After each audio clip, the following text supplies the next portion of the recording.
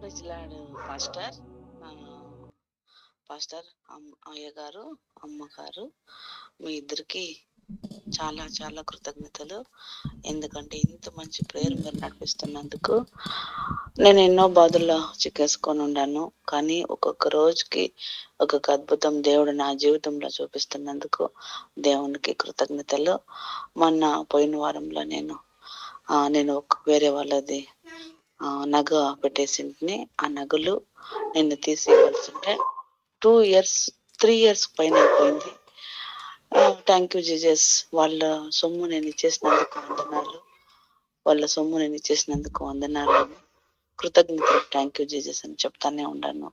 ఎక్కడో ఒక చోట నమ్మకం కోల్పోతుంది, అయినా కానీ ఇవిడకుండా నేను చెప్తా ఉంటే నాకు మా పిన్ని తరపున ఇంకా అంత డబ్బు నాకు అనగొడుతుంది అనుకోలేదు. నాకు ఈ సొమ్ముకి కట్టి 1,20,000 నాకు కావాల్సిందే. నాకు ఆ డబ్బు అంతా దేవుడు థ్యాంక్ యూ జీజస్ అని చెప్పిన దాన్ని గురించి నాకు ఆ డబ్బు అంతా దొరికింది. నేను ఆ డబ్బు దొరికినందుకు దేవునికి కృతజ్ఞతలు. నేను ఇంకా అంగడికి పోయి డబ్బు కట్టి నేను తీసి ఇవ్వాలా, కానీ డబ్బు చిక్కేసినందుకు దేవునికి థ్యాంక్ యూ జీసస్ అని నేను చెప్పినాను. ఈ సాక్ష్యం కూడా దేవుడు దీవించింది.